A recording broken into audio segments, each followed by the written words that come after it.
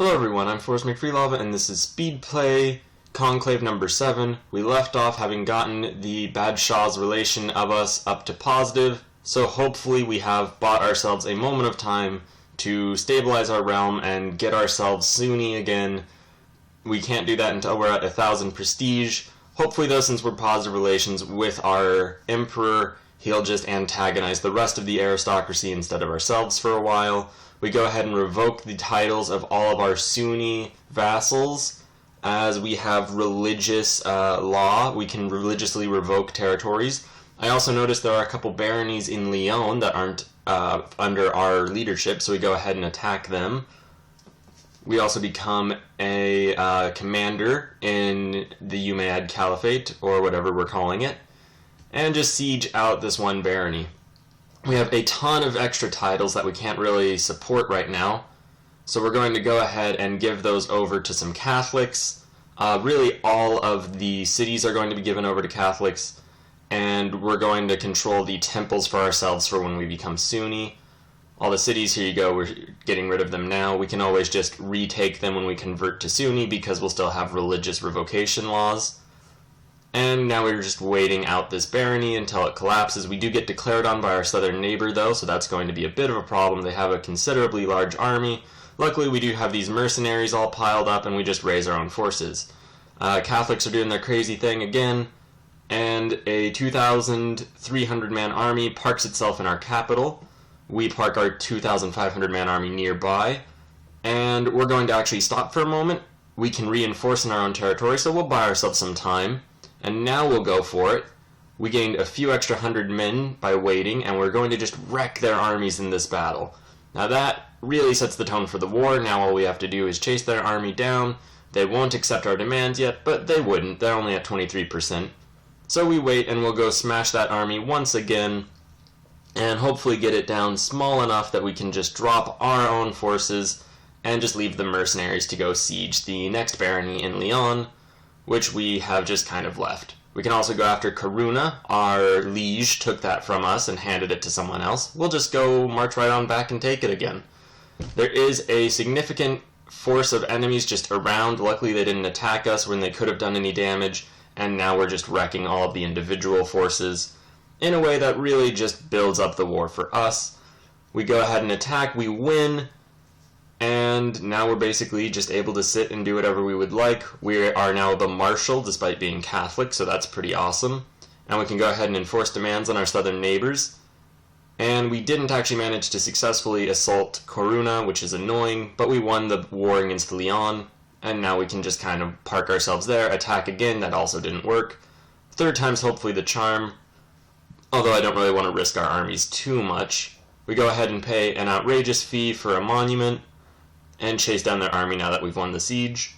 And luckily that does work, so hopefully we'll get Karuna back into the fold fairly soon. We've captured all the baronies in Lyon, and we're made commander.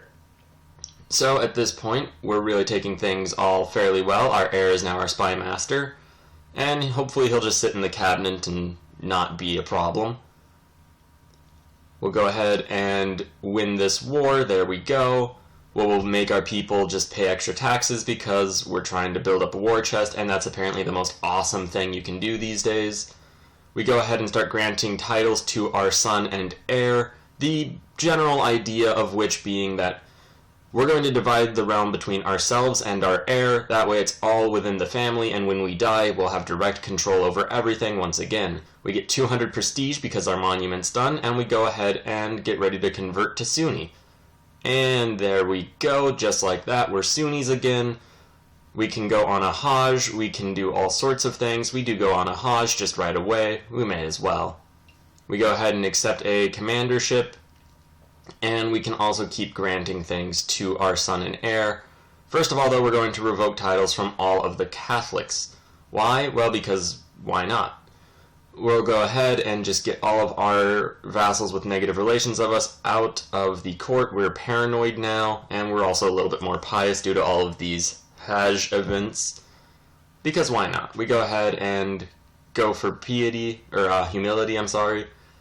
And unfortunately our council won't accept any changes by basically kicking out all the Catholics, so we have to just reshuffle the cabinet and start just revoking everybody's titles.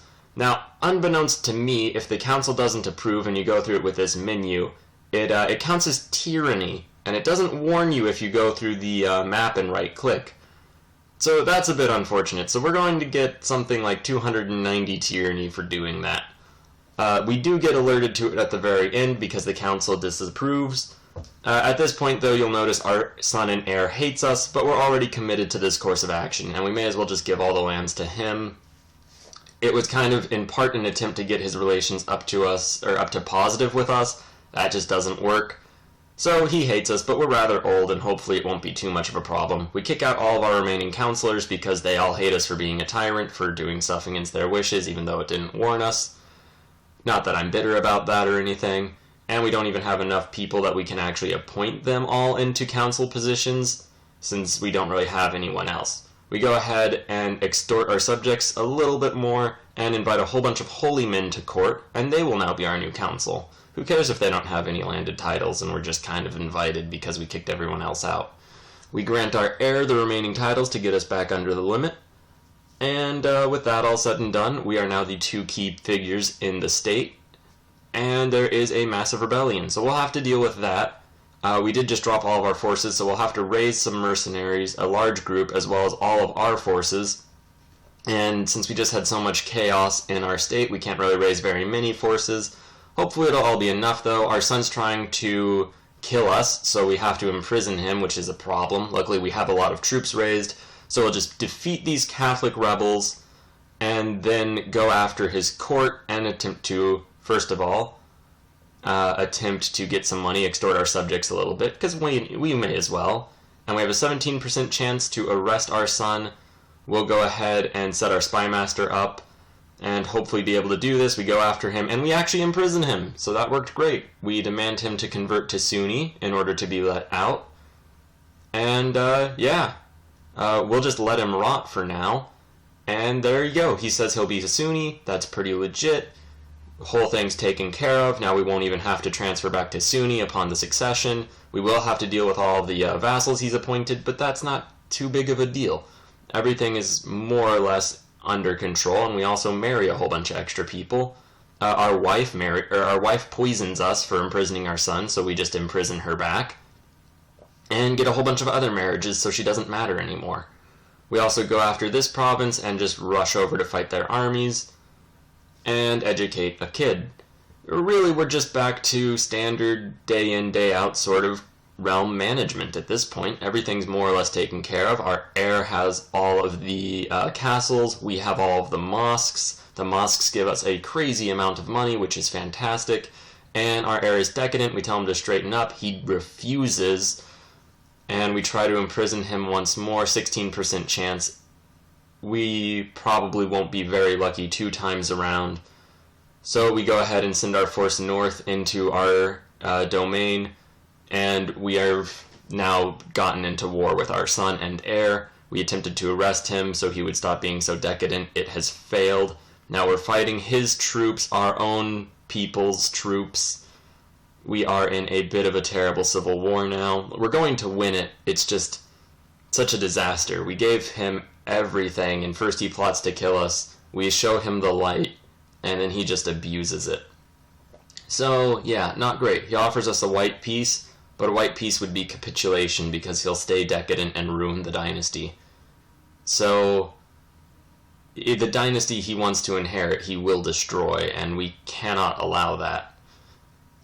So we're forced to just fight all of these people around us. You'll notice there's about 3,000 something hostile troops, not at war with us, but they're at war to pick off territories from our son during his rebellion, which is a tremendous problem in and of itself.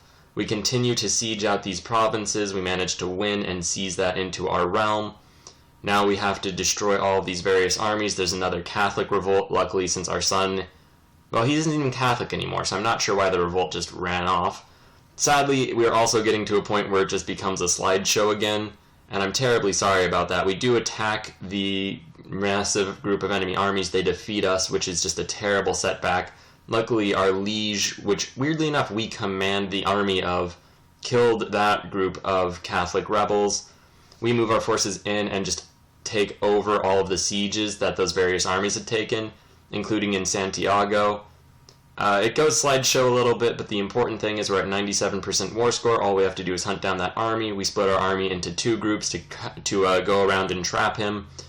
We break his army, get our war chest, and imprison our son, ending his rebellion.